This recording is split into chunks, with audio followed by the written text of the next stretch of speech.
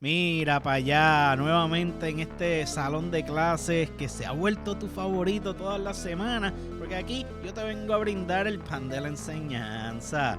Y mira, si te quieres auspiciar aquí o con cualquiera de los programas que se graban aquí en GW5, es sencillo, simplemente comunícate al 787-221-9530 o escríbele a Gaby en info@gw5.com.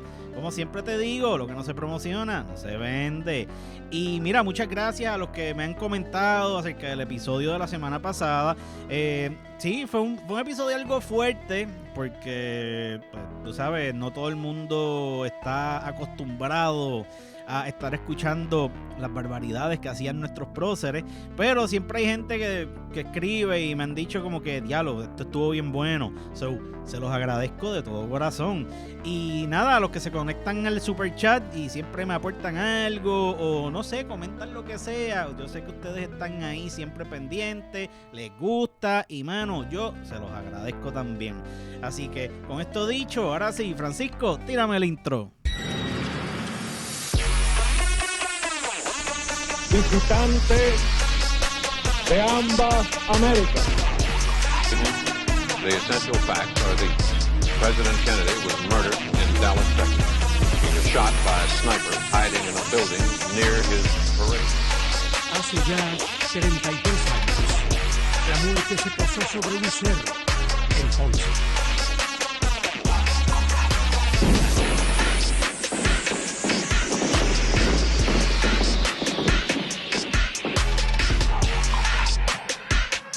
Those aboard leaping for life from a flaming inferno.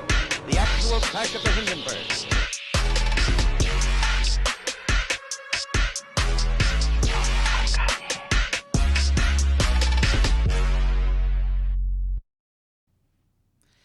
Clase, siéntese ahí, póngase cómodo, tómese su cerveza si le gusta beberse su cerveza viendo esto, o prenda alguito para que, ¿verdad?, te entre todo ese conocimiento y te inspires y, no sé, te las ingenias para hacer algo que a ti te guste. Así que, bienvenidos familia a un nuevo episodio aquí en tu salón de clases favorito.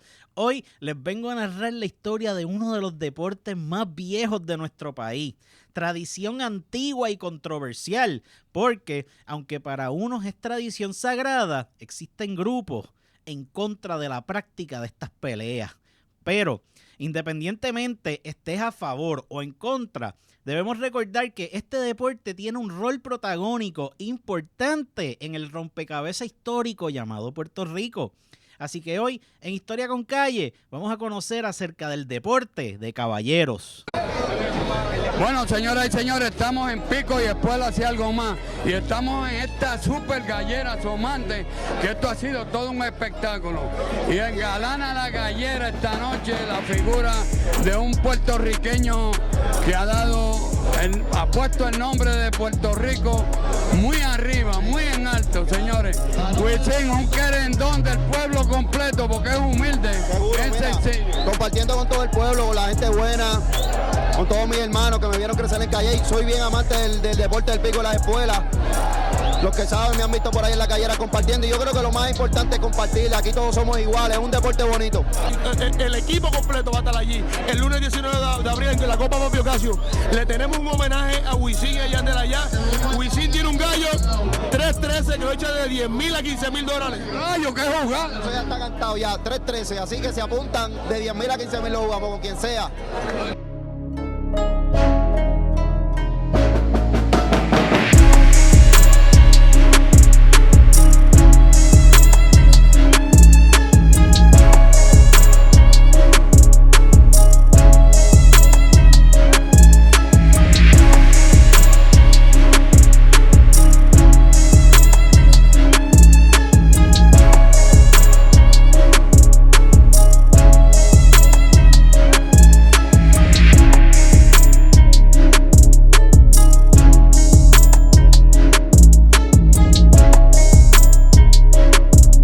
La pelea de gallos es, sin duda, el deporte de más antigüedad practicado aquí en Puerto Rico. Considerado el deporte nacional, su práctica se comienza a documentar en el siglo XVIII, pero llega a la isla durante la conquista.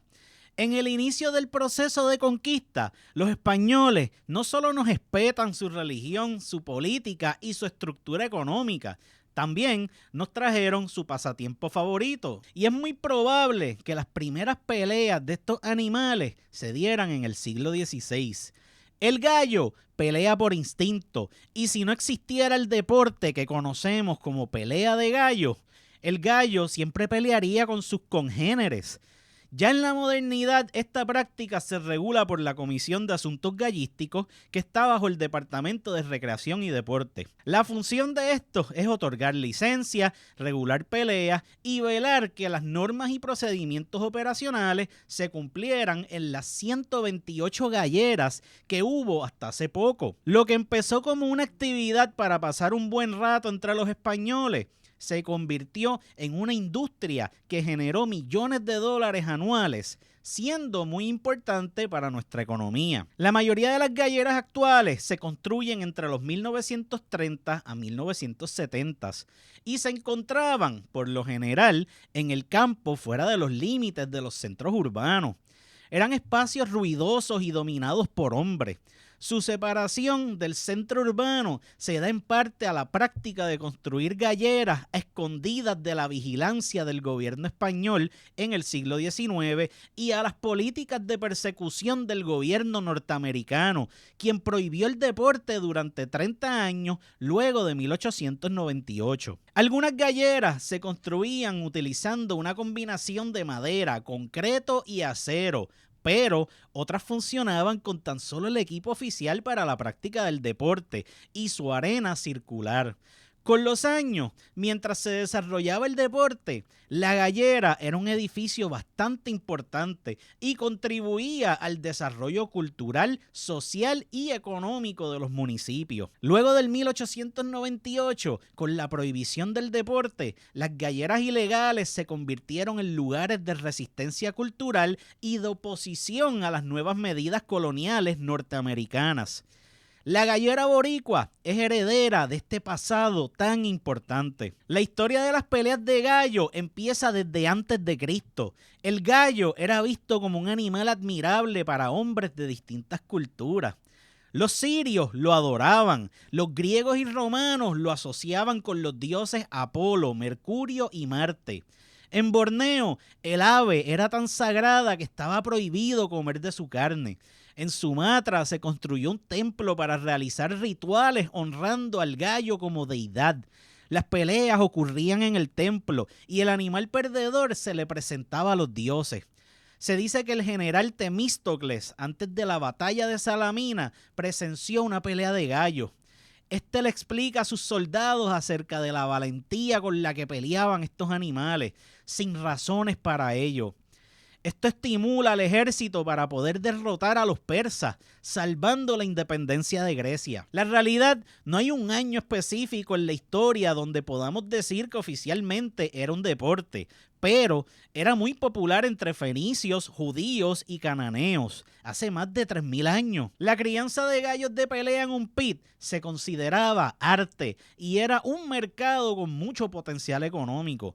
Los persas trajeron la pelea de gallos a Grecia y Julio César lo introdujo en Roma luego de la invasión a Grecia.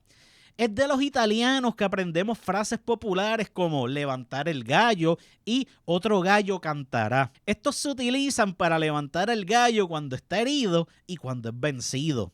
En la Edad Media, este deporte se regó por toda Europa con más rapidez que una chispa entrando en contacto con gasolina. En Francia era tan popular que hasta adoptaron el gallo de pelea como emblema nacional. En Inglaterra, durante el reinado de Enrique VIII, las peleas de gallos se celebraban en el Palacio de Whitehall y hasta en las escuelas más exclusivas del país se le enseñaba a los estudiantes el arte de criar y entrenar gallos de pelea. En la cúspide de su popularidad, la iglesia en Inglaterra recomendaba la práctica. Las iglesias y sus espacios interiores fueron utilizadas como arena. Para el siglo XVII, la reina Victoria elimina el deporte con un decreto real y su popularidad tanto para ricos como para pobres se empezó a perder. Ya en España, la pelea de gallos tiene larga historia. Se piensa que esta práctica pudo llegar al país por fenicios viajando por el área o durante la invasión árabe de la península. Aunque el deporte no es legal en Inglaterra y Francia, en España sigue siendo muy popular en lugares como Bilbao, Oviedo, Madrid, Barcelona y Valencia. La importancia del gallo es evidente en nuestra cultura y hasta Jesús en la Biblia la utilizó como indicador del tiempo en que Pedro negara a su maestro. Debido a la fiereza demostrada por el gallo a sus agresores, que en vez de huirle como otros animales a sus atacantes, la lucha del gallo de pelea con otros gallos por dominar un área del terreno, por ser el amo de las gallinas y por ser el primero en comer los alimentos, es que nace el interés recreativo de quienes originaron las peleas de gallo. Aunque ya les dije que no hay año específico donde se declara como deporte, sí sabemos que el gallo es de origen asiático y se piensa que el deporte de la lidia de gallos tuvo sus inicios en India, Indochina o Filipinas. Su afición se propaga luego a China, Japón y Asia Menor y como ya les narré, así fue viajando el deporte hasta llegar al Nuevo Mundo. Las peleas de gallo se utilizaban como un estimulante psicológico para despertar el ánimo de lucha y valentía en soldados que se expondrían en campos de batalla. Al ser un deporte de soldados, no tardó mucho en llegar al occidente una vez nos encontró por accidente Cristóbal Colón. Aunque el deporte está prohibido en muchos países, hay millones de personas que lo practican por distintas áreas del mundo. Cada país tiene su manera de entablar peleas, desde hacerlas al aire libre, jugadas sin límites de tiempo y la utilización de lujosos coliseos con los equipos más modernos. Algunos países permiten para las riñas espuelas naturales, cultivadas y preparadas, pero también otros permiten las navajas y espuelas de aluminio como armas de ataque. Existen 4 especies de gallo de pelea que son el gallo malayo o sonerat, el gallo banquiva o cansmutu, el gallo lafayette o stanley y el gallo de Java o farcutus. En India hubo muchas razas de gallos finos de pelea, siendo el Rajah Murg el ave más costosa de este país y del mundo. Esta especie de gallo nunca huía, luchaba hasta vencer o morir. El gallo asil y el malayo fueron los más peculiares entre los gallos de pelea y se pagaba mucho dinero por pelear estos ejemplares en la India. Con el tiempo se siguen mezclando las razas de gallos entre los países, buscando mejorar las líneas existentes. Por ejemplo, la unión del gallo español con la raza de gallo inglés, también conocido como el Old English Game. De este cruce vienen la mayoría de los gallos de pelea de Puerto Rico y América. Cuando el Parlamento inglés prohíbe las peleas de gallo, muchos castadores y jugadores se mueven a regiones fronterizas con España, logrando nuevos cruces entre estas dos naciones. Y es ahí donde surge la famosa línea de gallos, conocida como jerezana. El gallo español recibe sus nombres por las regiones y lugares de crianza. Ciudades como Valencia, Bilbao, Granada, Barcelona, Jerez, Islas Canarias, entre otras, son bastante reconocidas mundialmente. De España pasaron los gallos finos a sus colonias para fines del siglo XVII. Aunque la pelea de gallos es una tradición popular, es sorprendente la falta de documentación que existe en cuanto al tema. La clase trabajadora regular, por lo general, no pasa por la vida documentando esta práctica. El estilo de vida del pueblo no se tiende a documentar por el gobierno a menos que a aquellos en control les interese crear un récord para comprender, controlar, regular y sacar beneficios de esta información. Para los españoles no fue muy necesario indagar en el tema mientras fuimos colonia de España. Mientras esta actividad no se considerara como algo ilegal por los poderes oficiales, lo que es el gobierno e iglesia, que hubiese una necesidad de controlarla, obtener beneficios económicos o que fuera demonizada bajo el discurso moralista de la iglesia, no había por qué documentarla. La primera mención oficial del deporte fue en los 1700, cuando el gobierno local quiso institucionalizarlo. Un 19 de junio de 1764, Raimundo Viera, vecino de San Juan, funda la primera gallera en Puerto Rico. En esta época se jugaba a todas horas del día en las calles y plazas de San Juan. Adolfo de Hostos habla de esto en su libro Ciudad Murada. En abril 5 de 1770, el gobernador Miguel de Muezas pasa una resolución que organiza la práctica bajo vigilancia gubernamental. Este decreto declaraba que las peleas de gallos se debían dar en áreas designadas. La medida establece la construcción de un edificio conocido como gallera. Los contratos para la construcción de galleras se daban por subasta pública y se le otorgaba al que más ofrecía. El ganador luego tenía que financiar la construcción del edificio y pagar impuestos al gobierno general y al municipio donde se encontrara el edificio. El dueño podía quedarse con las ganancias del cobro por entrada y las apuestas, pero el edificio era propiedad gubernamental. El ganador de la subasta tenía la exclusividad del local por un año y luego el manejo pasaba a ser subastado de nuevo. La iglesia prestaba mucha atención al popular deporte.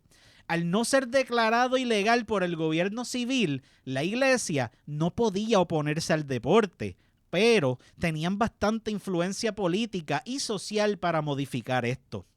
Ejemplo de esto fue durante 1750, cuando el obispo Francisco Julián de Antolino presenta un edicto indicando que muchos hombres en San Juan le pichaban a la misa los domingos porque las peleas de gallos se daban a las mismas horas. El obispo prohibió la celebración de peleas de gallos durante los periodos que afectaran la participación de la misa. Según el licenciado Severo R. Torruella, el deporte de las peleas de gallo atravesó por 3 etapas. La época antigua, que fue de 1770 hasta 1898, cuando el régimen norteamericano trajo la prohibición del deporte. Para la época antigua se estanca el mejorar la casta de gallos. En este periodo eran muy pocas las facilidades en Puerto Rico y se jugaban las peleas de gallos sin límites de tiempo hasta que murieran o se huyera el adversario. Se ponían a pelear en su mayoría por las medidas y no por el peso. Los dueños aguantaban sus gallos, los picaban o agitaban y los soltaban a pelear. Las jugadas se hacían con reales, centavos, pesos gordos y monedas de oro. Si la apuesta era de mucho dinero, se hacían recolectas entre grupos. Si corría la voz que en algún pueblo había un gallo bueno, la gente se desplazaba hasta ese lugar. En esta época se usaban espuelas naturales y el gallo se alimentaba con maíz del país y frutas. En esta época habían dos razas de gallo: el gallo fino español y el gallo samuro, también conocido como gallo criollo. Estos gallos eran fuertes y certeros con sus espuelas, pero de muy poca raza y calidad. La época romántica se da durante la prohibición de las jugadas de gallos de 1898 hasta 1933. Este periodo es famoso por las jugadas clandestinas en los campos, desafiando así a las autoridades. Como lo prohibido siempre gusta, se empieza a hacer bastante populares las peleas de gallo y hasta tratan de mejorar la raza importando gallos finos de España y Cuba de manera clandestina. La época moderna comienza ya en 1933, cuando vuelve a ser legal el deporte, hasta hace poco, cuando se vuelve a ser ilegal a nivel federal. El progreso y promulgación de nuevas leyes y reglamentos aceptando la pelea de gallos como deporte del pueblo puertorriqueño se lo debemos a Rafael Martínez Nadal, legislador y deportista cuyo amor por el deporte lo llevó a luchar hasta conseguir la aprobación de estas leyes. Hoy en día se le conoce a Martínez Nadal como el padre de la ley de gallos y hasta se le honra con un torneo de gallos a nivel estatal. Fray Íñigo Abad comentó acerca de la pelea de gallos en 1788, narrando su versión de la historia de Puerto Rico. El buen Fray contaba que los puertorriqueños éramos muy pasionales con las peleas de gallos, que eran muy comunes en América, pero con más fuerza en Puerto Rico. Cualquier hombre decente caminaba las calles sin ningún tipo de vergüenza, buscando con quién pelear sus gallos y dispuesto a perder todo su dinero y con mucha confianza en la valentía de su ave. Decía que los jefes de familia podían estar todo el día viendo sus aves pelear sin ninguna tristeza al perder su dinero. Las emociones solo salían a pasear cuando su gallo era herido de gravedad o moría. Esto podía pasar rápido, ya que se le ataba una espuela filosa a los gallos que rápido que empezaban a brincar, se cortaban y hasta se decapitaban. El primero en caer muerto o que trate de escapar, pierde, y el dueño debe pagar la apuesta, que era una cantidad considerable. Fray Íñigo llegó a la isla entre 1771 a 1772 y se largó en 1788, lo que lo hace testigo del decreto puesto en práctica para regular las peleas de gallo. La realidad, la gente era indiferente a las políticas gubernamentales debido a la manera de vida de estos habitantes. La mayoría de estos vivían fuera de las ciudades grandes de la época y eran campesinos que subsistían por la agricultura y el contrabando. A pesar que la gente seguía peleando gallos en sus locales favoritos, lentamente y con paciencia, el gobierno pudo hacer cumplir estas reglamentaciones. Para 1786, Río Piedras, Cangrejo, Loíza, Fajardo, Caguas, Calley, Guayama, Coamo, Yauco, San Germán, Cabo Rojo, Mayagüez, Añasco, Rincón, Aguadilla, Moca, San Sebastián, Utuado, Arecibo, Toalta, Toabaja, Bayamón, Guaynabo y San Juan tenían su gallera. Durante la primera década del siglo XIX, el desarrollo de galleras aumentó rápidamente. En 1821, el alcalde de Naguabo le escribe al gobierno local en San Juan acerca de la necesidad de eliminar galleras ilegales en el campo y permitir solo una en el pueblo. El molesto alcalde hablaba que había más de 6 galleras en las afueras de su pueblo y eran asilos de vagos y de los que escapaban de la justicia. También declaraba que estos lugares eran frecuentados por los hijos de buenas familias. Distinguidas figuras públicas y miembros de prominentes familias jugaban gallos clandestinamente. Las jugadas se disfrazaban con una gira o algún tipo de reunión. En 1822, un hombre de Toabaja llamado Agustín Guardiola envía una carta al gobierno central en San Juan quejándose de que el alcalde de su pueblo ordenó el cierre de la gallera local. Guardiola dice que la gente estaba bien mordida por esta situación e indica que el deporte era tradición y que los que van a la gallera son las mejores personas del pueblo y que vecinos de Toalta eran clientes regulares. Ambas cartas se puede decir que son diferentes una de la otra, pero traen una preocupación dentro del gobierno y de la iglesia. Adentro de estas galleras, la gente está socializando y el deporte rompe con las barreras de raza y clase que fueron establecidas por los sistemas de control de la época. El suprimir la pelea de gallos se da en ciertos años porque estos lugares eran centros de reuniones revolucionarias. En la gallera, tanto el rico como el pobre podía seguir el deporte y hasta lo practicaban juntos. En estos edificios, el blanco, el criollo, el mulato, el pardo libre y hasta el esclavo podía participar de este verdadero ejercicio democrático. Gente, esto es una época donde espacios como escuelas, casinos e iglesias eran organizadas en su uso de acuerdo a tu clase social y color de piel. La gallera desafía esos órdenes establecidos. Aquí los ganadores no se determinaban por factores económicos o raciales. Aquí lo que importaba era la habilidad de pelea de tu gallo. En estas sangrientas arenas, el esclavo podía vencer al amo, el negro podía vencer al blanco y el criollo podía vencer al español. Las apuestas se hacían de manera verbal. Un jugador escoge un gallo e indica cuánto le va a apostar y otro jugador decide si acepta o no la apuesta. el código tradicional que no está ni escrito entre los jugadores para que honraran sus deudas al momento de terminar la pelea, crea una situación de igualdad entre los participantes y así obtiene el nombre de la jugada de caballeros, hoy conocida como el deporte de caballeros.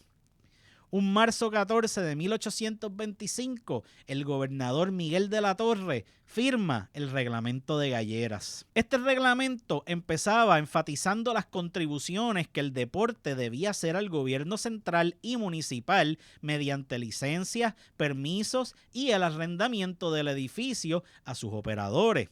Se establece que la gallera debe ser construida en los pueblos principales o en sus cercanías para garantizar la supervisión gubernamental y prevenir daños que pudieran resultar por la mezcla de tanta gente. El administrador era responsable de mantener una conducta adecuada en la gallera y debía ser cauteloso en este particular, ya que la gallera estaba expuesta al daño natural creado por mezclar gente de distintas cualidades y educación. Se prohíbe explícitamente la presencia de esclavos negros en las galleras. Se podía multar al administrador por esta ofensa y debían compensar al dueño del esclavo por la pérdida de tiempo de éste. Se prohíbe la asistencia de trabajadores durante el horario de trabajo y si se mangaba algún trabajador fuera de su lugar de trabajo, se acusaba al administrador de la gallera por fomentar la vagancia. La construcción de la arena debía ser en forma circular y era de 21 pies de diámetro con un suelo limpio y uniforme para que las aves no se lastimaran por culpa de cualquier escombro al pelear. El cerco que rodeaba la arena debía ser de al menos 3 pies y tenía que estar cubierto de un material suave. Las paredes exteriores del edificio debían ser seguras y decentes y el interior agradable y cómodo. Los asientos en la gallera, por aquello de mantener un orden social, debían ser organizados de acuerdo a la raza y clase social de la persona. Los asientos preferidos debían ser ocupados por aquellos que lo merecieran y el resto de los asientos debían ser para blancos antes que para aquellos de color. Debía haber un total silencio durante las peleas y los buenos modales junto a un buen comportamiento debían ser mantenidos en todo momento. Gestos burlones y el lenguaje obsceno estaban prohibidos. Miguel de la Torre detalló reglas específicas en cuanto al manejo de peleas, el proceso de la toma de decisiones, manejo y seguridad de las aves, responsabilidad de jueces y cariadores, entre otras reglas. Estas regulaciones se mantuvieron en efecto hasta el fin del siglo XIX. El éxito gubernamental para institucionalizar el deporte fue evidente en el aumento de galleras establecidas. Ya para 1850 habían galleras en casi todos los pueblos y estos números le dejaban saber al gobierno central cuán popular era el deporte entre la población. Pero en el campo, la gallera ilegal continuaba haciendo su presencia y era un lugar donde el deporte se practicaba sin las imposiciones sociales y sin pagar impuestos y licencias. En 1861 arrestan a 13 hombres por conducir peleas de gallos ilegales. 4 de estos eran trabajadores y los otros 9 eran dueños de terreno. Por la falta de documentación del deporte, hemos tenido que encontrar mucha de esta información por medio de la literatura de la época. Muchos escritores y gente educada en Europa empiezan a narrar las condiciones sociales y características de la gente en un estilo de escritura conocido como costumbrismo. Era un género literario que pintaba el día a día de la gente. El Jíbaro, cuadro de costumbres de la isla de Puerto Rico, de Manuel A. Alonso Pacheco, hace comentarios acerca de las galleras. Dice el hombre que todo pueblo de la isla puede vivir sin entretenimiento público de cualquier tipo. Puede estar sin alcalde, consejero o quien sea corriendo el gobierno. Que puede estar hasta sin iglesia, pero no sin gallera.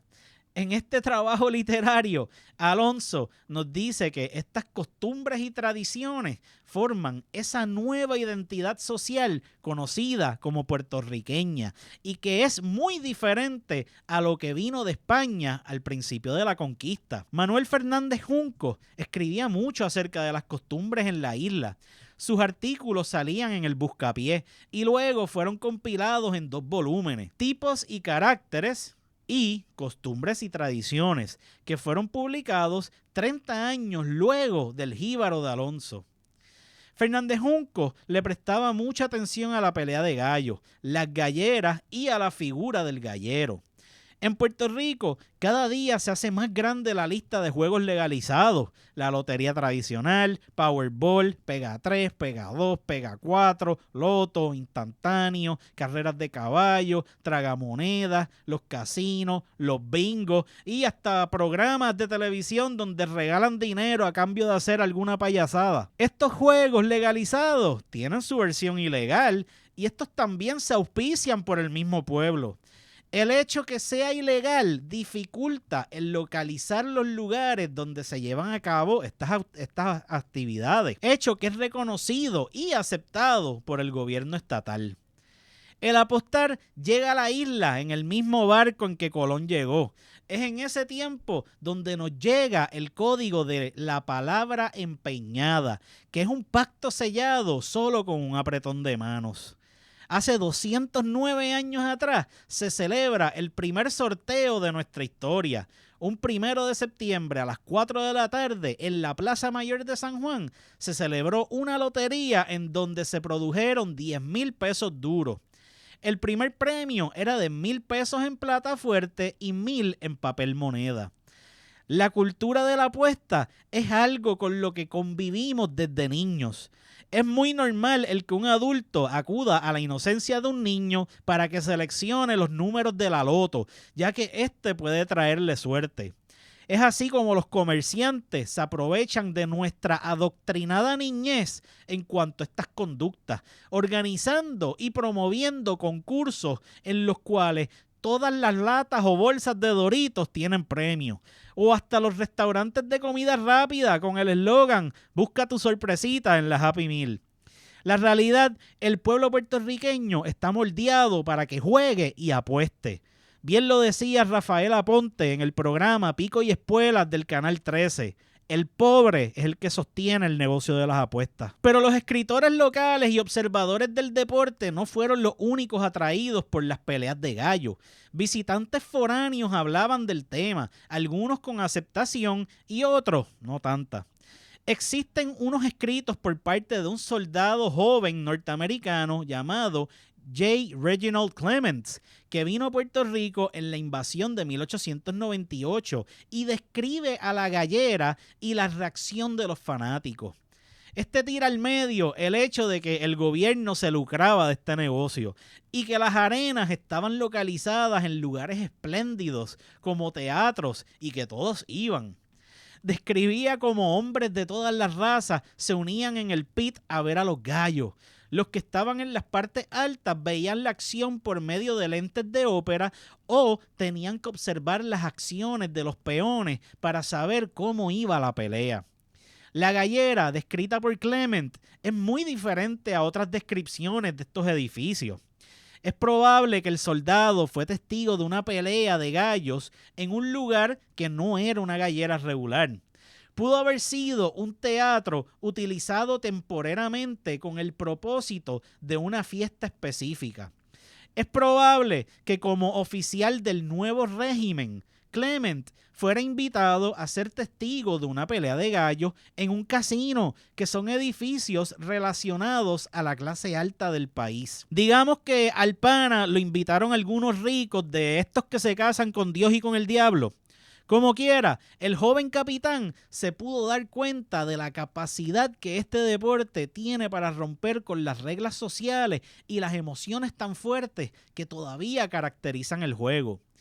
Otro ciudadano norteamericano llamado William Dinwiddie llegó a la isla cuando Puerto Rico se convertía en territorio de los Estados Unidos, y este sí fue duro criticando el deporte. La Harper & Brothers lo contrata para escribir un libro acerca del nuevo territorio.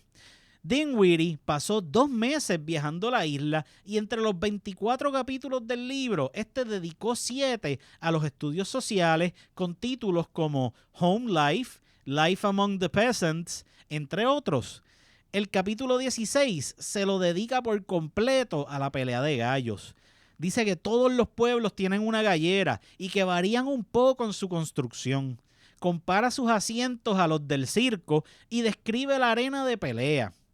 Describe el deporte como uno brutal, donde los gallos pelean ciegos, ensangrentados y pelean a lo loco, hasta que el gallo más fuerte gana su pelea. Dice que es el único entretenimiento que los locales pueden pagar, además de ser el único ofrecido a ellos por una nación que destruyó sus corazones y mentes por 3 siglos. Antes de la guerra hispanoamericana, la jugada de gallos formaba una parte importante en la vida de nuestros jíbaros. Al ser un deporte de apuestas, era cuestión de honor el tener un buen gallo y jugarlo con buen dinero. En esta época, las peleas en su mayoría eran en el batey de la casa y las haciendas de café. Luego de la invasión norteamericana en la isla, vinieron muchos cambios políticos, patrones sociales nuevos, cambios laborales, nuevos métodos de producción y confrontaciones sociales.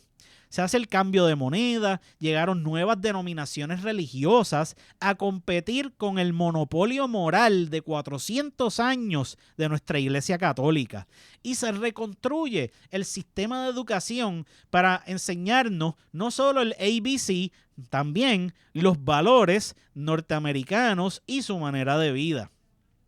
Nos plantan la idea de que debíamos ser rescatados de nuestro pasado colonial español y de nosotros mismos. El proceso de salvación solo se lograba haciendo que nuestras diferencias como país fueran tratadas como transgresiones. De esta manera, muchas prácticas culturales fueron clasificadas como inmorales, atrasadas y hasta pecaminosas si la comparábamos con aquella gran cultura norteamericana. Las peleas de gallo fueron de esas prácticas culturales que rápidamente se definieron como ilegales ante la nueva moral capitalista. De 1898 al 1900, Puerto Rico fue gobernado por decretos militares impuestos sin argumentos ni consulta pública. El general Guy Bernard Henry, que acompañó al general Nelson A. Miles en la campaña de 1898, sirvió como nuestro segundo gobernador militar. En mayo 6 de 1899 firma una ley en contra del maltrato animal que fue publicada en la Gaceta de Puerto Rico. La nueva ley prohibía en lo absoluto las peleas de gallos y establecía multas y hasta una pena de cárcel de 1 a 5 días. Para marzo 10 del 1904 se enmienda la ley y se incluyen más penas y castigos. Cualquier persona que iniciara, incitara, promoviera, jugara, sirviera de juez y ayudara de cualquier manera a celebrar peleas de gallo, se le daba una multa de $50 y hasta 30 días de cárcel. De 1900 hasta 1930, las galleras desaparecen como edificios permitidos en los pueblos. La práctica del deporte se escondió y desafiaba su estatus ilegal. Las peleas ahora se daban en lugares escondidos de nuestros campos, lejos de los centros urbanos y las autoridades. El centro de la isla se vuelve un refugio para los que practicaban el deporte en aquel entonces. Los practicantes del deporte debían localizar estas galleras clandestinas. A veces se celebraban peleas informales con pocos participantes y en otras ocasiones eran encuentros con cientos de participantes. En Ciales existen récords policíacos que brindan evidencia acerca de estos encuentros. El libro de novedades era donde la policía apuntaba a los incidentes diarios y es una buena fuente a la hora de investigar actividades ilegales de nuestro pasado como la pelea de gallos, apuestas y el contrabando de licores. un diciembre 12 de 1926, un agente de la policía en el barrio Toro Negro informó el cómo rompió una pelea de gallos en la gallera de Ramón Loza y a otros 2 que andaban con él, actuando de coleadores. En enero 15 de 1928, a las 5:30 de la tarde, un jefe de la policía de apellido López y el oficial José Rivera intervienen en una pelea clandestina que se daba nuevamente en la gallera de Ramón Loza. La única diferencia es que en esta ocasión había más de 300 personas en estos predios. Según el informe policíaco, se reportaron jugadores de Manatí, Jayuya, Villalba y Ponce. Un domingo 22 de abril de 1928, el oficial Rafael Concepción infiltra una pelea de gallos en la casa de Antonio Olivieri, con más de 300 personas metidas allí.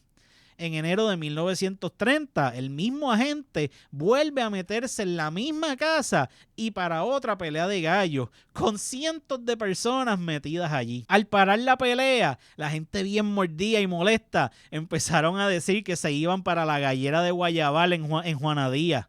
Esto pasaba en muchos otros municipios, como en Loíza, donde un día arrestaron a 25 personas por pelear gallos, o como en Barceloneta, donde la policía se entera de una gallera ilegal y al hacer la redada, los galleros agarraron a sus gallos y salieron huyendo de aquel lugar y se perdieron por los bosques. Los registros históricos de nuestras cortes nos dejan saber cuántos fueron acusados, juzgados y encontrados culpables de crueldad animal por celebrar peleas de gallo.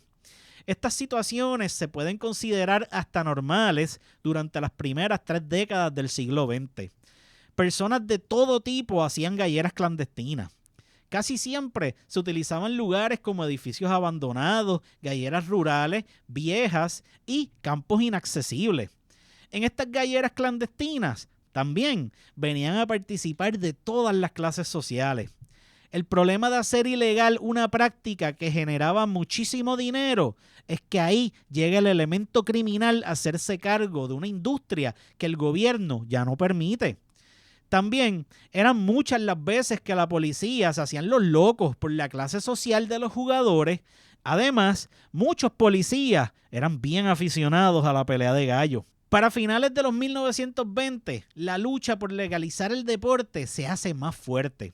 La presencia de galleros, hombres de negocio, políticos, la futilidad legal de prohibir una práctica cultural y una mentalidad más abierta al cambio facilitó un cambio en la situación legal del deporte, pero su legalización no fue tan fácil de conseguir.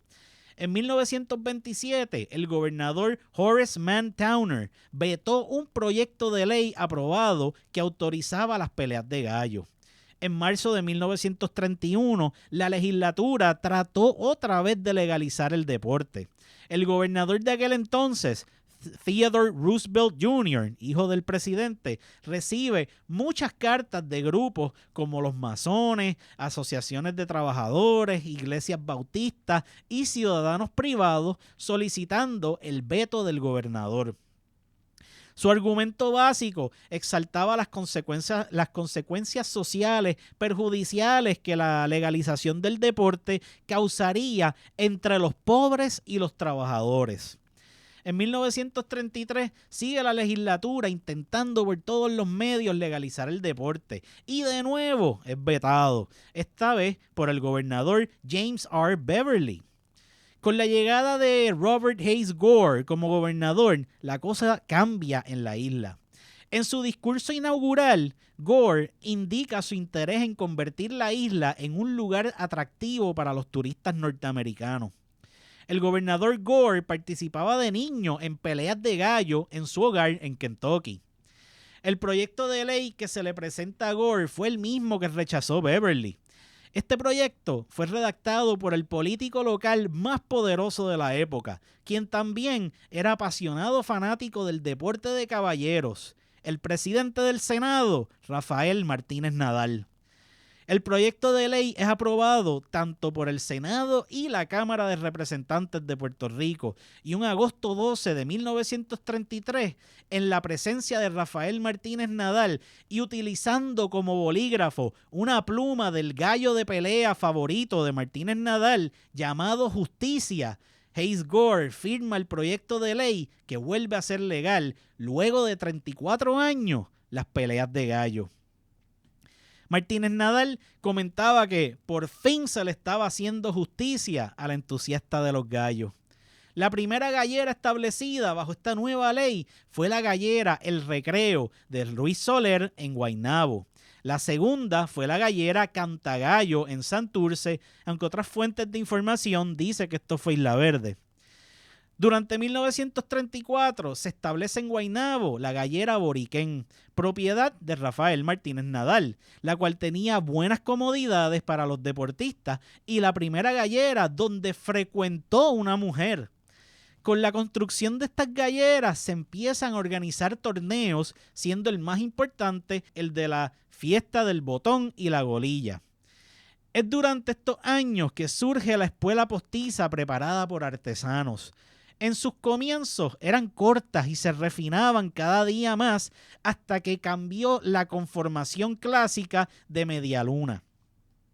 Con el pasar de los años, luego de 1934, la construcción de galleras que antes era de madera con redondeles en tierra o acerrín, ahora pasa a ser una estructura moderna conocida como coliseo. La calidad de los gallos mejoró y se empiezan a jugar grandes cantidades de dinero. Por años, Puerto Rico estuvo en la cima de países que practican este deporte. La estructura anatómica del gallo de pelea tiene unas características que lo distinguen como ave. Es de huesos fuertes pero livianos, se reproduce por medio de huevos y su alimentación es basada en vegetales e insectos. Su cuerpo tiene proporciones aerodinámicas y su esqueleto es duro, fuerte y liviano. Su elasticidad, firmeza de músculos y plumaje adecuado lo hacen capaz de moverse y desplazarse rápido por aire y tierra. La circulación, respiración y su sistema digestivo requiere un alto nivel metabólico. Su tejido es formado por piel que cubre la superficie del gallo. El pico, las espuelas, las escamas, uñas, las plumas, barba y las glándulas también forman parte de su piel. No poseen glándulas, excepto en la región uropigial. Esto es una glándula que secreta una sustancia aceitosa que es desparramada por el gallo con su pico sobre el plumaje, haciéndolo resistente al agua. Su plumaje trabaja como cubierta protectora y detiene la dispersión de calor, manteniendo la temperatura de su cuerpo alta. La coloración de su plumaje se debe a los factores fisiológicos y lumínicos. Uno de los pigmentos que le da color es la melanina, que es base para colores negros, marrones, grises y amarillos oscuros. Los lipocromos y carotenoideos son la base del color amarillo y rojo y otros que son la base para el color gris. El esqueleto del cráneo es fuerte y está conformado por tejido duro por la cantidad de calcio que hay en los huesos de su cabeza. Su columna vertebral le permite mover la cabeza, cuello y parte del tórax. Sus músculos forman una cubierta sobre el esqueleto que crea un cuerpo aerodinámico. La musculatura en áreas como el cuello y extremidades son poderosas y fuertes. Sus alas son controladas por músculos que se extienden del pecho y la quilla. Estos producen movimientos de extensión y flexión de alas y patas. Los gallos no mastican como en el caso de los mamíferos. El pico y la boca desgarran o atrapan los alimentos, rompiéndolos o chocándolos contra el piso para que sean más fáciles de tragar. Algunos alimentos como el maíz se tragan completamente. Por su nivel metabólico, tiene digestión rápida para así metabolizar los alimentos y usar esta energía en los movimientos de su cuerpo. Es de pico duro, que lo ayuda a comer, desgarrar y atrapar insectos, y su lengua es bastante movible. Al tragar, el gallo por medio de una sacudida de cabeza, introduce alimento por la parte posterior de la faringe. Luego pasa al esófago, lo que llamamos el buche, y ahí comienza la digestión. Su hígado produce bilis, que es una sustancia que degrada alimentos grasos en el intestino, almacena hierro y regula el azúcar en la sangre. En el duodeno se encuentra su intestino, se le conoce como el yeyuno, y tiene la función de la digestión y absorción de productos por los jugos pancreáticos y biliares de la flora intestinal. En el intestino grueso tiene 2 apéndices en forma de saco que concluyen en el recto, y por el recto y su esfínter rectal se abre a la cloaca, área por donde también desembocan los ductos de los riñones y los ductos relacionados con la sexualidad. Si no me entendiste lo que te quise decir, sencillamente fue que el gallo se caga, se mea y se viene por el mismo sitio. Sus riñones están detrás de los pulmones y debajo de la columna vertebral dorsal. Su sistema nervioso regula su ritmo respiratorio. En reposo hace 30 respiraciones por minuto y dependiendo de la actividad física, puede alcanzar hasta 200 respiraciones por minuto. Su corazón es de forma cónica y está entre los pulmones y es dividido por 4 cavidades. Los testículos del gallo están en la cavidad abdominal, debajo de los riñones. En las gallinas, solo el ovario izquierdo funciona, ya que el derecho está atrofiado. Su sistema nervioso controla su ritmo cardíaco, respiración, etc. Para los gallos, el campo visual y la percepción rural son sumamente importantes para que sobreviva. Por eso, su visión y audición está bien desarrollado y los sentidos como tacto, olfato y gusto a menor escala. Para el que ve una pelea de gallos por primera vez, esto es una experiencia única que suele sorprender. Al entusiasta veterano, esto es algo normal, y para el que no entienda acerca del deporte, ellos lo explican como así fue que heredamos el deporte de nuestros abuelos. Este deporte de apuestas se inicia con la aposta. Esta es la cantidad que juega cada dueño a su gallo. La apuesta es pareja al iniciar, pero luego los espectadores comienzan a apostar y dan o piden gabelas de acuerdo con el desarrollo de la pelea. La palabra de gallero significa promesa inquebrantable. Para castar se debe escoger los meses adecuados del año, que son entre diciembre y mayo. Esto se debe a que gallos y gallinas pasaron por su emplume completo y deben estar más saludables. La gallina se debe dejar sola en su rejón por 3 semanas antes de echársela al gallo. Al seleccionar padrote, la gallina madre se desparasita con pastillas contra parásitos y se le inyecta vitamina B12 cada 4 días. Se le administra multivitaminas y pastillas de calcio por 2 semanas antes de llevarla al gallo padrote.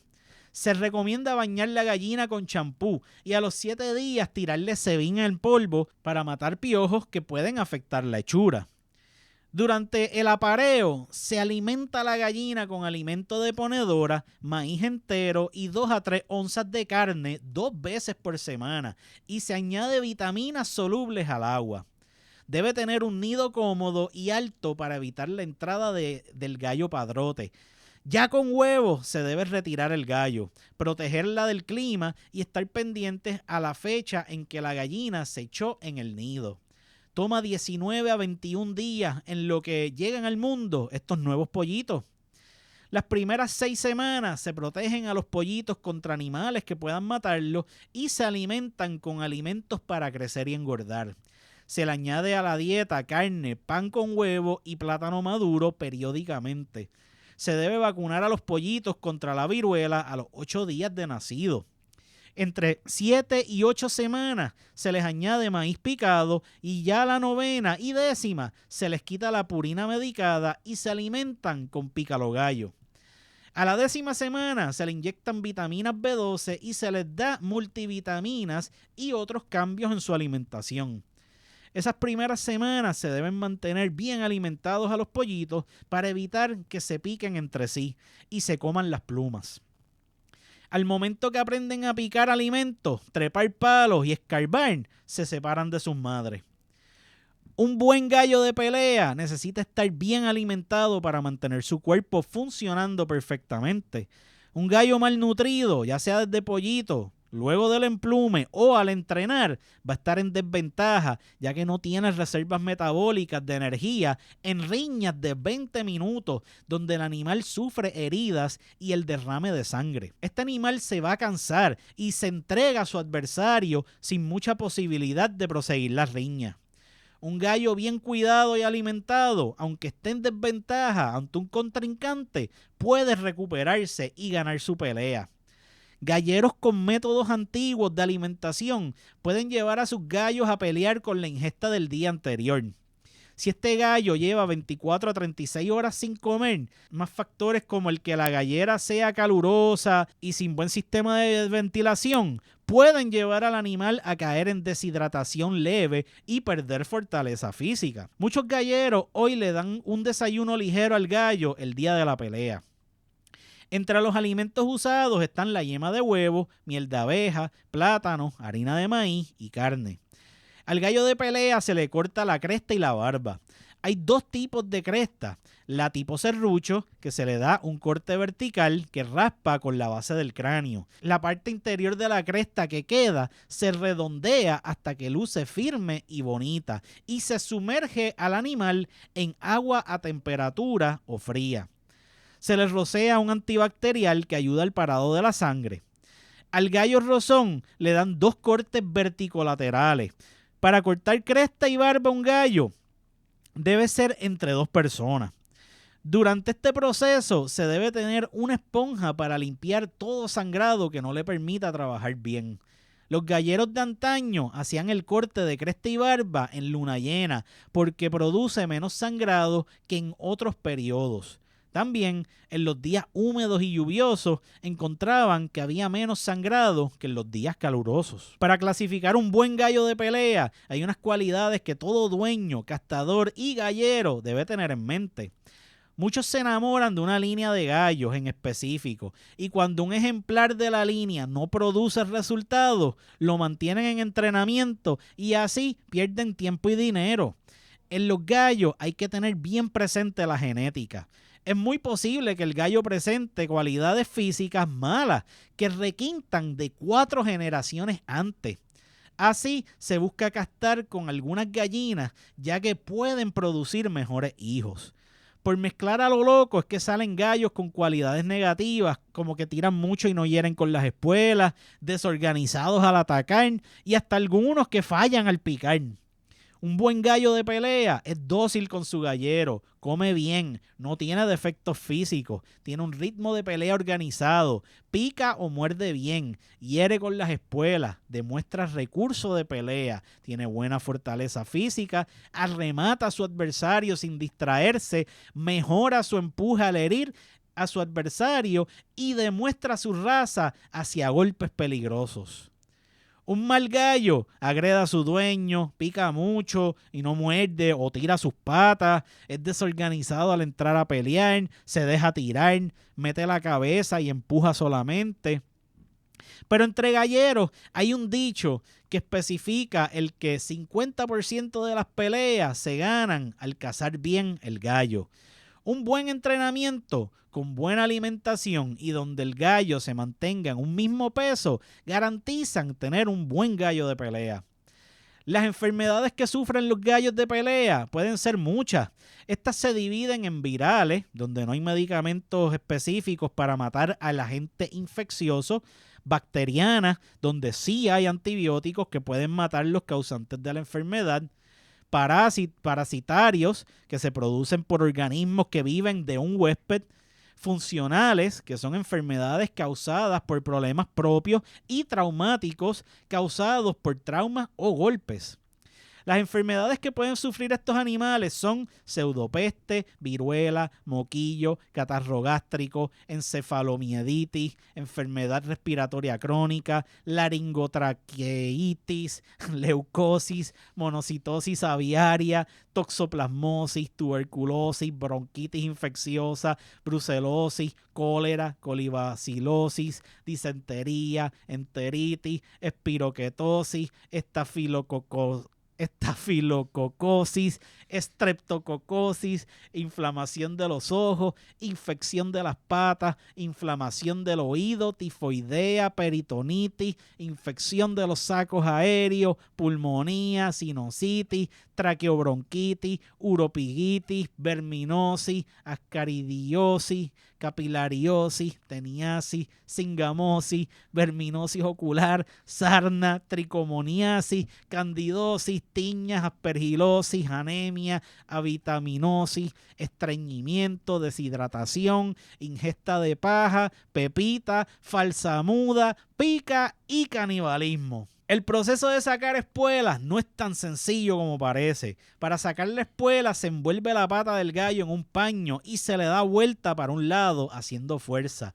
De inmediato se le echa agua y con una aguja se remueve la sangre. Las espuelas se hierven por 5 minutos en agua limpia. Si la espuela no se limpia ni se hierve de inmediato que se saca, se puede dañar. La espiga se raya con una lija gruesa para hacerle poros para que al amarrarla con el hilo de goma no se corra. Antes de amarrar la espuela, se mide con una regla y se marca de acuerdo al largo que la desea. Se le pone algodón para que al amarrarla el hilo no se marque. Se amarra completo y se le dan varios amarres en la punta poniéndole un pedazo pequeño de algodón. Se hierve de nuevo y se deja bajo un sol indirecto por algunos días. Se le quita el hilo y se da un segundo amarre y otra vez se hierve entre 7 a 10 minutos. Con una lija 400 empiezan a emparejarla y se usa cera de vela o aceite para que no se queme. Se le introduce algo llamado forceps para obtener un ancho deseado y se introduce la boca en agua bien fría para que no se encoja. Luego se quita el hilo a la espuela y se raspa suavemente con cuchilla y se le pone hilo de algodón para darle vuelta o posición. Se calienta un fósforo en el tronco para centralizarla, se le hace fuerza en el tronco hacia abajo, aplicando presión con los dedos, se pone la boca y parte del tronco en agua fría para que quede fija la vuelta y se calienta el medio mientras se presiona hacia abajo con un palito de madera hasta que se logra la inclinación deseada. De ahí se talla la espuela con cuchilla y lija 220 para llevarla al grueso deseado. Con una lija 400 pulen la espuela para quitarle cualquier marca y para terminar la pulida perfecta se usa una lija 600 o pelo de alambre doble o 000. La espuela se monta en un palito de madera o de teflón para que le pongan acrílico y se le deja secar. Al otro día se brilla la espuela y se le corta o rebaja la boca con una lija 100. Se limpia bien la boca por dentro y le dan brillo con esmalte de uñas. La espuela ya está ready para usarse. El gallero debe tener en mente que mientras más tiempo tiene de hecha, más dura se va a poner. Luego de ser legalizada la práctica de las peleas de gallos entre 1933 a 1960, se reguló fuertemente el deporte. El proyecto de ley nuevo toca todos los aspectos del deporte, por ejemplo, tarifas y licencias, permisos de construcción, reglas de apuestas, medidas de control de calidad, certificaciones del personal, reglas de pelea, políticas de salud, entre otras. La ley del 1933 indica que las galleras no pueden estar dentro de la zona urbana, pero sí en áreas rurales donde los gritos no afecten a los vecinos. Si había que construir la gallera cerca del pueblo, se debía buscar el área menos poblada para así construirla. Esto no aplicaba a la capital, así que las galleras se podían establecer en la zona urbana de San Juan. Es por esto, en parte, que en nuestra memoria colectiva asociamos la gallera como un edificio fuera del pueblo. Este nuevo proyecto de ley logra cambiar esa actitud desafiante que había en las galleras hacia las autoridades. La nueva ley establece que la construcción y mantenimiento de la gallera pertenecía al sector privado, pero que el deporte sería regulado por la Comisión Atlética de Puerto Rico. Esta agencia estaba encargada de recibir las aplicaciones para establecer galleras y decidía quién cumplía con los requisitos, considerando el lugar, planos de construcción y otras condiciones. La nueva ley prohibía la exhibición de peleas de gallos en establecimientos no autorizados y cualquiera que fuera arrestado por llevar a cabo peleas clandestinas se le acusaba con un delito menos grave. Luego de la legalización, el establecimiento de galleras nuevas fue lento. La depresión económica y la caída de la industria azucarera logró que la gente no gastara tanto dinero en gallos de pelea ni en costos de entradas a la gallera. Para 1942 se enmienda el proyecto de ley permitiendo el que las galleras pudieran operar durante el año entero. Tradicionalmente, la temporada de peleas de gallo comenzaba en noviembre 30 y terminaba julio 30 del siguiente año. Esto permitía el que las aves descansaran durante los meses de agosto, septiembre y octubre. Esto también permitía el que los pollos crecieran para luego convertirlos en gladiadores. El operar durante todo el año era bien visto, ya que permitía un aumento significativo en las arcas de la gallera. La nueva enmienda incluye la creación de la gallera rural. Esta gallera tiene un costo de admisión bien bajo, lo que la convertía en antídoto contra las galleras clandestinas. Entre 1947 al 48 ya operaban 96 galleras en la isla, que contribuían $12,024 entre admisiones y licencias en Hacienda.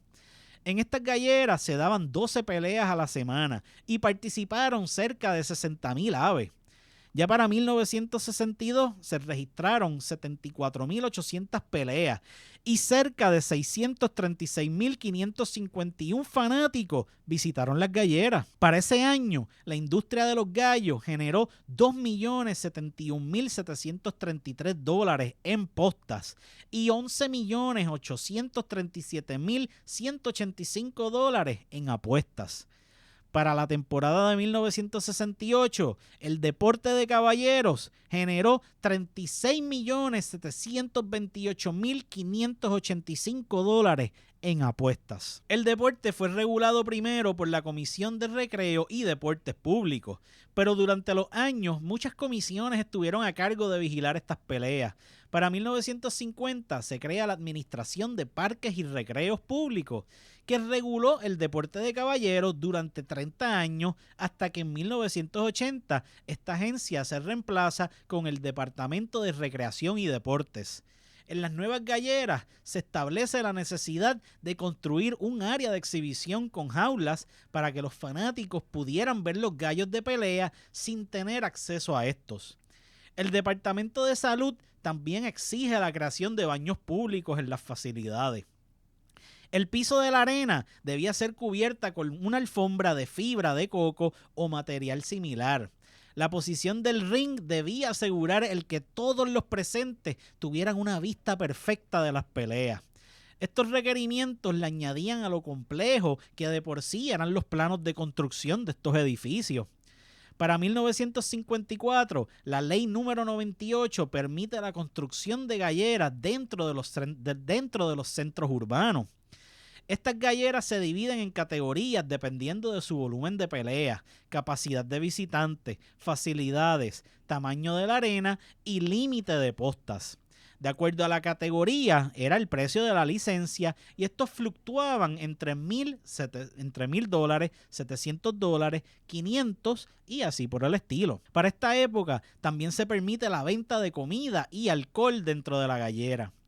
En 1970 se introduce una nueva categoría conocida como la gallera turística, creada pensando en el área turística de San Juan. Esta nueva categoría era un edificio con las facilidades más modernas de la época. Contaba con un área para sentarse más larga, aire acondicionado, paredes a pruebas de sonido, restaurante, barra, un sistema mecanizado para traer a los gallos a pelear, un área para almacenar aves, visitantes de otros países, entre otras. En 1984 se regulan los horarios de operación diurnos y nocturnos, se añaden los permisos de salud y bomberos, certificaciones de los dueños, se establecen unos límites de cobro de entradas, calendarios de peleas, cantidades de peleas permitidas, entre otros detalles como el armadero. Desde 1933, toda gallera debía tener siempre su juez de valla, juez de inscripción, coleadores, armadores, técnicos de limpieza y personal capacitado para disponer de las aves muertas o incapacitadas.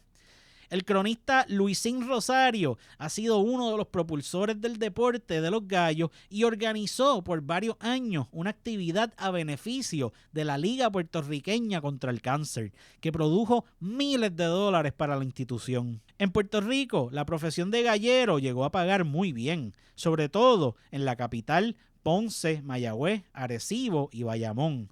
Un gallero podía pagar entre 25 a 100 dólares semanales, más un 20% de la posta de sus gallos ganadores. Otros galleros cobraban entre $1 y $2 semanales por gallo, más el 20% de la posta si éste gana. El ingreso de estos dependía del número de gallos que cuiden y ganen. En otros pueblos, los dueños de galleras pagaban semanalmente a un gallero para que cuidaran los gallos de los mejores clientes. Esto era necesario para mantener un cartel razonable de peleas en cada jugada. Para el gallero no hay horario fijo de trabajo, trabaja de 6 a 6 y a veces sin descanso.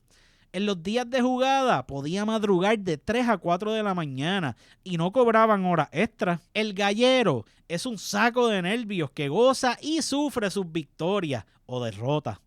Aunque aquí les hablo bastante en cuanto a los gallos, les advierto que usted no se va a hacer un buen gallero en cuestión de días. Se necesita mucha experiencia y un buen gallero fue o segundo o ayudante desde niño de buenos galleros del pasado. Un buen gallero empezó limpiando jaulas y corriendo gallos. Un buen gallero tiene ojo de lince y oído de paloma turca, posee buen tacto y olfato y puede notar cualquier problema entre sus peleadores.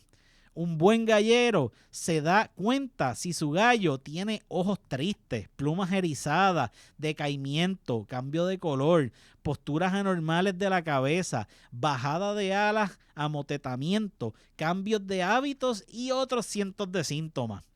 Un buen gallero nunca se apresura por ver a su gallo pelear. Le da tiempo para que caiga en condición óptima.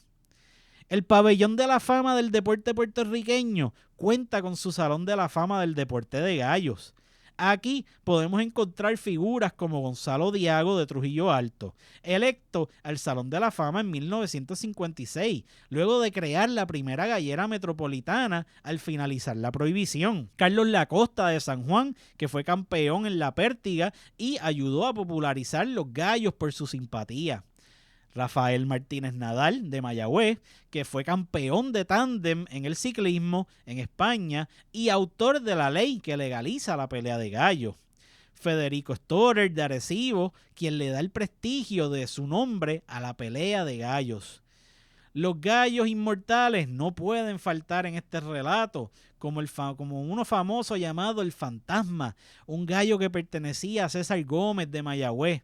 Era un gallo dominicano que ya había ganado muchas peleas en la República Dominicana.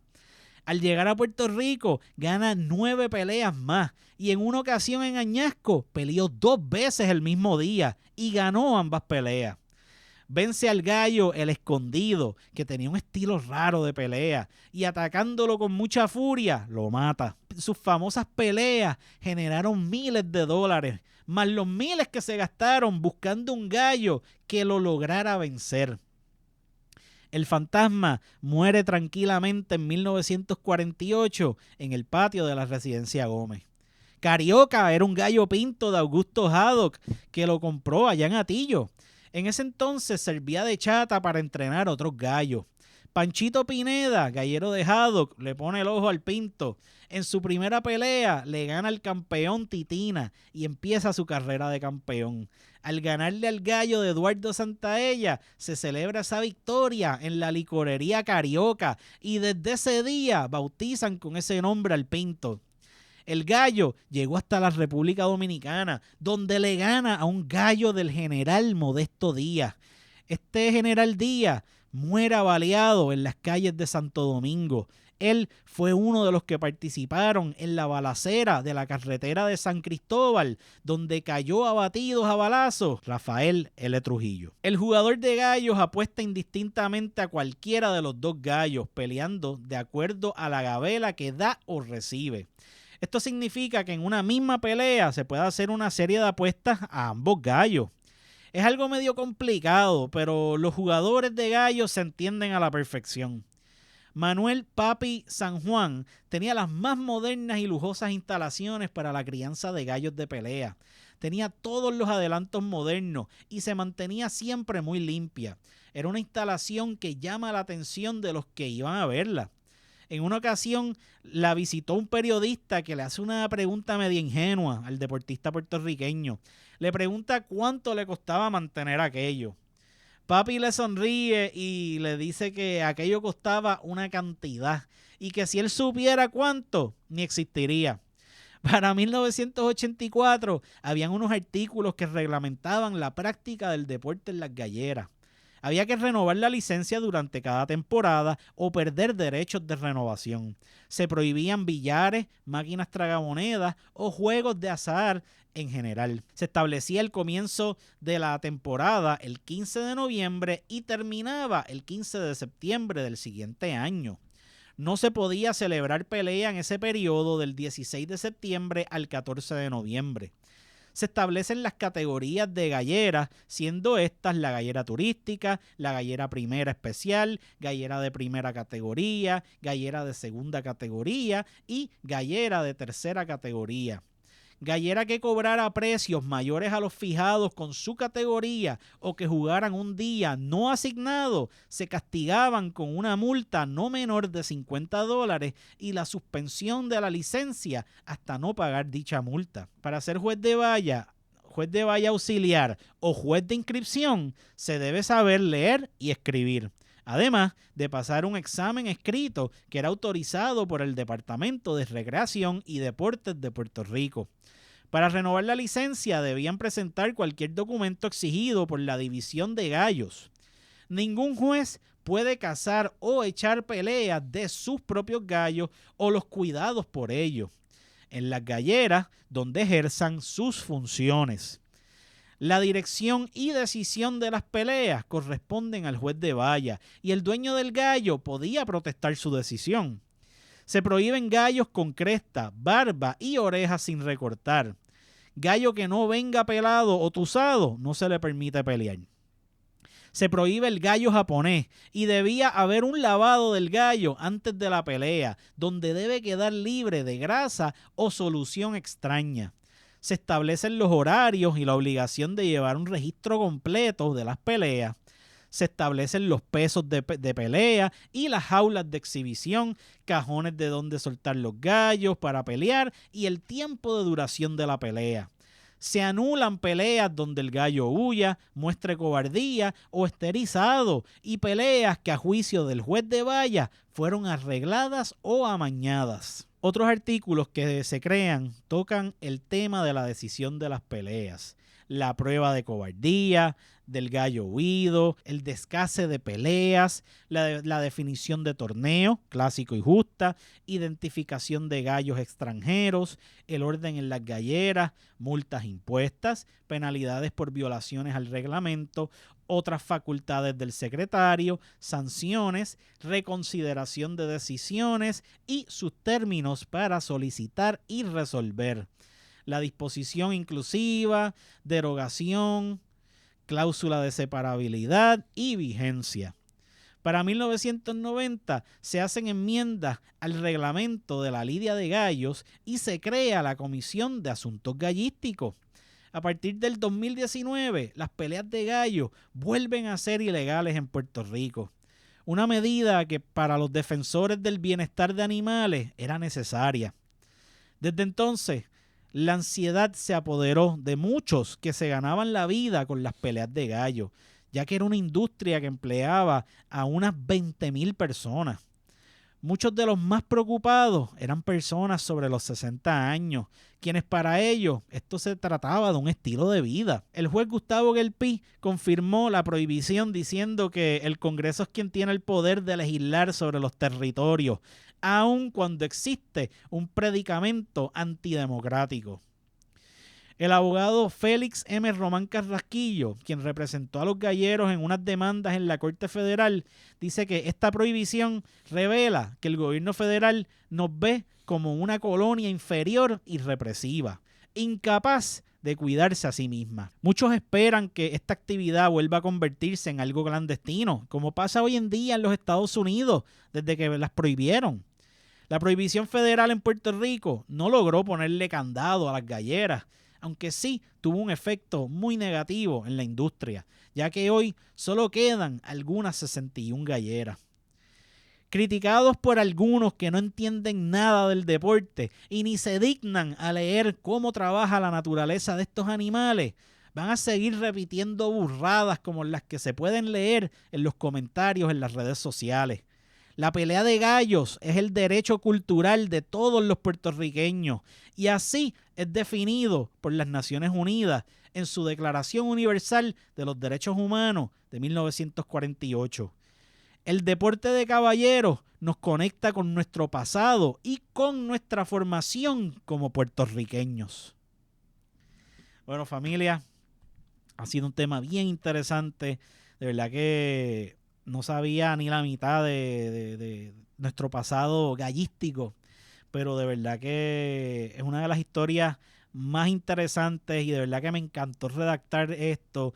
Qué lástima que no está tan detallada en cuestión de que no se ha investigado tanto como yo hubiese pensado, ¿verdad? Porque tuvo que ver con la formación de nuestro pueblo, ¿sabes? Es parte de la formación del ser puertorriqueño. Pero, mano, estés a favor o estés en contra de esto, la realidad, no sé. Yo, después de toda esta información, yo no estoy muy en contra de la pelea de gallos. Así que si a usted le gusta, siga practicando, siga metiéndole. Así que será hasta la próxima semana. Espero que les haya gustado este episodio. Ahora sí, Francisco, llévatelo.